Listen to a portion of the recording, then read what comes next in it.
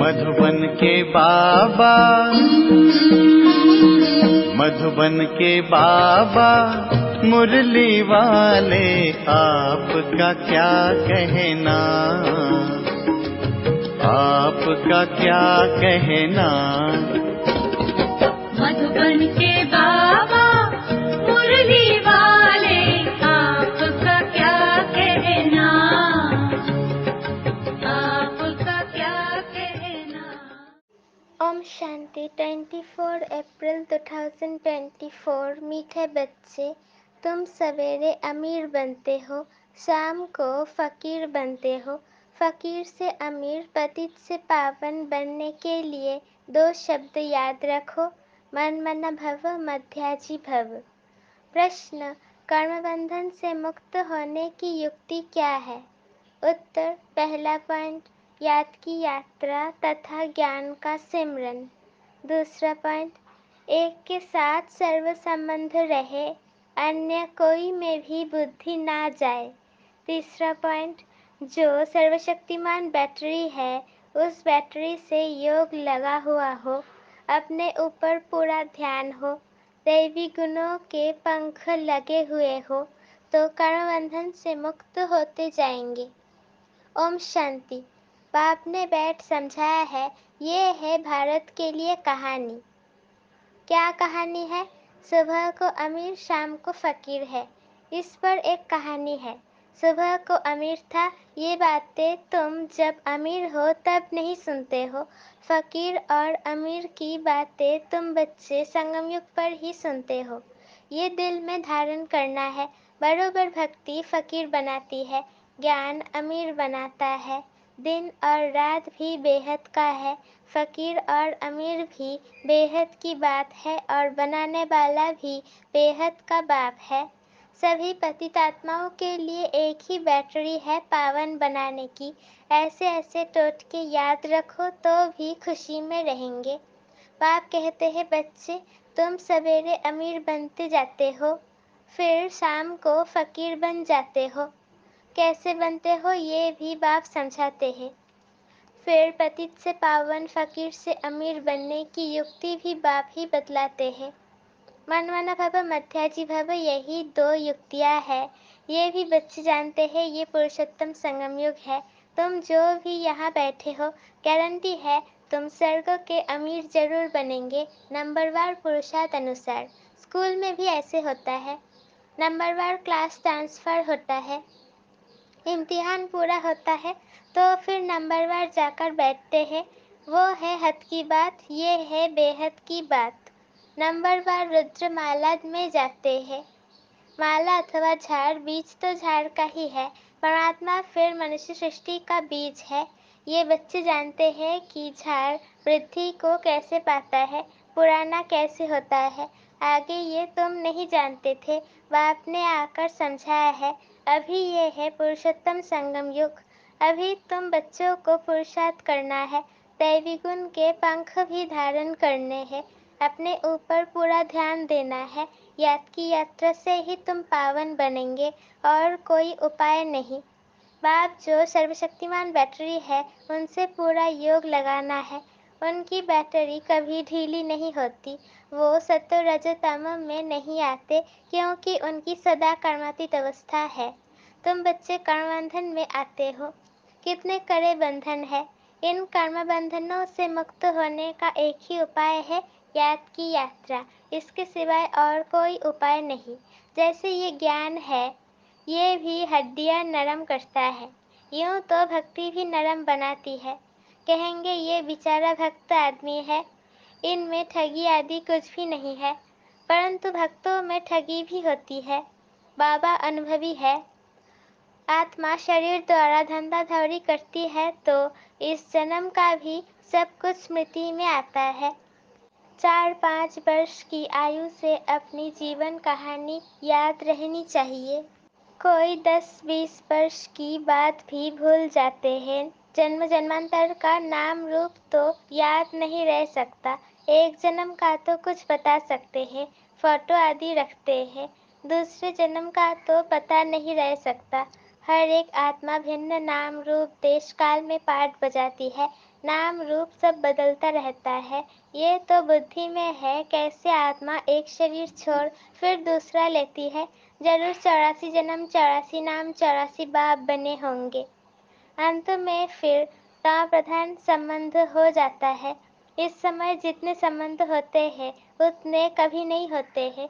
कलयुगी संबंधों का बंधन ही समझना चाहिए। कलयुगी संबंधों को बंधन ही समझना चाहिए। कितने बच्चे होते हैं, फिर शादी करते हैं, फिर बच्चे पैदा करते हैं। इस समय सबसे जास्ती बंधन है चाचे मामे काके का। जितने जास्ती संबंध उतने जास्ती बंधन। अखबार में पढ़ा 5 बच्चे इकट्ठे जन्मे, पांचों ही तंदुरुस्त है। हिसाब करो कितने ढेर संबंध बन जाते हैं। इस समय तुम्हारा संबंध सबसे छोटा है, सिर्फ एक बाप से सर्व संबंध। दूसरा कोई से भी तुम्हारा बुद्धियोग नहीं है सिवाय एक के। सतयुग में फिर जास्ती इससे है। सतयुग में फिर इससे जास्ती है। हीरे जैसा जन्म तुम्हारा अभी है। हाईएस्ट बाप बच्चों को अडॉप्ट करते हैं जीते जी गोद में जाना वर्षा पाने के लिए, सो अभी ही होता है। तुम ऐसे बाप की गोद में आए हो जिससे तुमको वर्षा मिलता है। तुम ब्राह्मणों से ऊंच कोई है नहीं, सबका योग एक के साथ है। तुम्हारा आपस में भी कोई संबंध नहीं। बहन भाई का संबंध भी गिरा देता है। संबंध एक से होना चाहिए। ये है नई बात, पवित्र होकर वापिस जाना है। ऐसे ऐसे विचार सागर मंथन करने से तुम बहुत रौनक में आएंगे। सत्ययुगी रौनक और कलयुगी रौनक में रात दिन का फर्क है। भक्ति मार्ग के समय है ही रावण का राज्य। पिछाड़ी में साइंस का घमंड भी कितना होता है, जैसे सतयुग से भेंट करते हैं।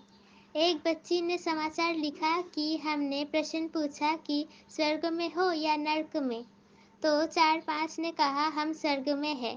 बुद्धि में रात दिन का फर्क पड़ जाता है।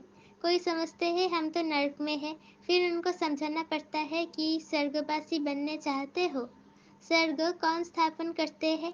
ये बहुत मीठी मीठी बातें हैं, तुम नोट करते हो, परंतु वो कॉपी में ही नोट्स रह जाते हैं। वो नोट समय पर याद नहीं आते। अब पतित से पावन बनाने वाला परमपिता परमात्मा शिव है। वो कहते हैं माने कम याद करो तो पाप कट जाएंगे। याद में कोई तो आमदनी होगी ना। याद की रस्म अब निकली है, याद से ही तुम कितने ऊंच स्वच्छ बनते हो। जितनी जो मेहनत करेगा उतना ऊंच पद पाएगा। बाबा से भी पूछ सकते हो। दुनिया में तो संबंध और जायदाद के पीछे झगड़े ही झगड़े हैं। यहाँ तो कोई संबंध नहीं। एक बाप दूसरा ना कोई। बाप है बेहद का मालिक।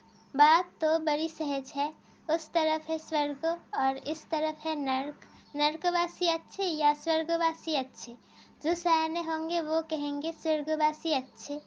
कोई तो कह देते हैं नर्कवासी और स्वर्गवासी। इन बातों से हमें कोई मतलब नहीं, क्योंकि बाप को नहीं जानते हैं। कोई फिर बाप की गोद से निकल माया की गोद में चले जाते हैं। वंडर है ना। बाप भी वंडरफुल तो ज्ञान भी वंडरफुल, सब वंडरफुल। इन वंडर्स को समझने वाला भी ऐसा चाहिए जिसकी बुद्धि इस वंडर में ही लगी रहे।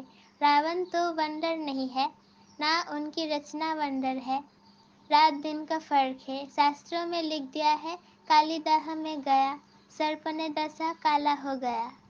अब तुम अच्छी रीति ये सब समझा सकते हो। श्री कृष्ण के चित्र को कोई उठाकर पढ़े तो रिफ्रेश हो जाए। 84 जन्मों की कहानी है, जैसे श्री कृष्ण की वैसे तुम्हारी। स्वर्ग में तो तुम आते हो ना, फिर त्रेता में भी आते रहते हैं। वृद्धि होती रहती है। ऐसे नहीं त्रेता में जो राजा होते हैं वो त्रेता में ही आएंगे। पढ़े के आगे अनपढ़े को भरी धोनी पड़ेगी। ये ड्रामा का राज बाबा ही जान सकते हैं। अब तुम जानते हो तुम्हारे मित्र संबंधी आदि सब नरकवासी है। हम पुरुषोत्तम संगम युगी है। अब पुरुषोत्तम बन रहे हैं। बाहर के रहने और यहाँ 7 रोज आकर रहने में बहुत फर्क पड़ जाता है। हंसों के संग से निकल बगुलों के संग में जाते हैं। बहुत बिगाड़ने वाले भी है। बहुत बच्चे मुरली की परवाह नहीं करते हैं। बाप समझाते हैं गफलत नहीं करो। तुमको खुशबूदार फूल बनना है। सिर्फ एक बात ही तुम्हारे लिए काफ़ी है, याद की यात्रा। यहाँ तुमको ब्राह्मणों का ही संग है, कहाँ ऊँचे ते ऊँच कहाँ नीच। बच्चे लिखते हैं, बाबा बगुलों के झुंड में हम एक हंस क्या करेंगे। बगुले कांटे लगाते हैं, कितनी मेहनत करनी पड़ती है। बाप की श्रीमत पर चलने से पद भी ऊंच मिलेगा। सदैव हंस होकर रहो, बगुलों के संग में बगुला ना बन जाओ। गायन है आश्चर्यवत सुनंती कथंती भागंती। थोड़ा भी ज्ञान है तो स्वर्ग में आएंगे, परंतु फर्क रात दिन का पड़ जाता है। सजाए बहुत कड़ी खाएंगे। बाप कहते हैं, मेरी मत पर ना चल, पतित बने तो 100 गुना दंड पड़ जाता है, फिर पद भी कम हो जाता है। ये राजाई स्थापन हो रही है, ये बातें भूल जाती है। ये भी याद रहे तो भी ऊंच पद पाने का पुरुषार्थ जरूर करे। नहीं करते हैं तो समझा जाता है एक कान से सुन दूसरे कान से निकाल देते हैं। बाप से योग नहीं। यहाँ रहते भी बुद्धि जोग बाल बच्चों की तरफ है। बाप कहते हैं सब कुछ भूल जाना है, इसको कहा जाता है वैराग्य। इसमें भी परसेंटेज है, कहाँ न कहाँ ख्यालात चले जाते हैं। एक दो से लव हो जाता है तो भी बुद्धि लटक जाती है। बाबा रोज समझाते हैं, इन आँखों से जो कुछ देखते हो वो सब खत्म होने वाला है। तुम्हारा बुद्धि योग नई दुनिया में रहे और बेहद के संबंधियों से बुद्धि योग रखना है। ये मासूक वंडरफुल है। भक्ति में गाते हैं, आप जब आएंगे तो आपकी बिगड़ हम किसको भी याद नहीं करेंगे। अब मैं आया हूँ तो अब तुमको सब तरफ से बुद्धि योग हटाना पड़े ना। ये सब कुछ मिट्टी में मिल जाना है, तुम्हारा जैसे मिट्टी के साथ बुद्धि जोग है। मेरे साथ बुद्धि जोग होगा तो मालिक बन जाएंगे। बाप कितना समझदार बनाते हैं। मनुष्य नहीं जानते कि भक्ति क्या है और ज्ञान क्या है। अब तुमको ज्ञान मिला है तब तुम भक्ति को भी समझते हो। अब तुमको फीलिंग आती है कि भक्ति में कितना दुख है। मनुष्य भक्ति करते अपने को बहुत सुखी समझते हैं, फिर भी कहते हैं भगवान आकर फल देंगे। किसको और कैसे फल देंगे वो कुछ भी नहीं समझते। अब तुम जानते हो, बाप भक्ति का फल देने आए हैं। विश्व की राजधानी का फल जिस बाप से मिलता है, वो बाप जो डायरेक्शन देते हैं उस पर चलना पड़े। उनको कहा जाता है ऊंचते ऊंची मत मिलती तो सबको है, फिर कोई चल सके कोई चल ना सके। बेहद की बादशाही स्थापन होनी है। तुम अभी समझते हो हम क्या थे, अब हमारी क्या हालत है। माया एकदम खत्म कर देती है। ये तो जैसे मुर्दों की दुनिया है। भक्ति मार्ग में तुम जो कुछ सुनते हो वो सब सच सच करते थे, लेकिन तुम जानते हो कि सच तो एक बाप ही सुनाते हैं। ऐसे बाप को याद करना चाहिए। यहाँ कोई बाहर वाला बैठा हो तो उनको कुछ भी समझ में नहीं आएगा, कहेंगे ये तो पता नहीं क्या सुनाते हैं। सारी दुनिया कहती है परमात्मा सर्वव्यापी है और ये कहते वो हमारा बाप है। कान से ना ना करते रहेंगे, तुम्हारे अंदर से हाँ हाँ निकलती रहेगी। इसलिए नए कोई को अलाउ नहीं किया जाता है। अच्छा, मीठे मीठे सिकिलते बच्चे प्रति माता पिता बाप दादा का याद प्यार और गुड मॉर्निंग। रूहानी बाप की रूहानी बच्चों को नमस्ते। हम रूहानी बच्चों की रूहानी माता पिता बाप दादा को याद प्यार, गुड मॉर्निंग और नमस्ते। शुक्रिया बाबा, शुक्रिया। धारणा के लिए मुख्तसर पहला पॉइंट, खुशबूदार फूल बनने के लिए संग की बहुत संभाल करनी है। हंसों का संग करना है, हंस होकर रहना है। मुरली में कभी बेपरवाह नहीं बनना है, गफलत नहीं करनी है। दूसरा पॉइंट, कर्म बंधन से मुक्त होने के लिए संगम युग पर अपने सर्व संबंध एक बाप से रखने हैं। आपस में कोई संबंध नहीं रखना है। किसी हद के संबंध में लव रख, बुद्धि योग लटकाना नहीं है, एक को ही याद करना है। वरदान, परमात्म लव में लीन होने व मिलन में मगन होने वाले सच्चे स्नेही भव।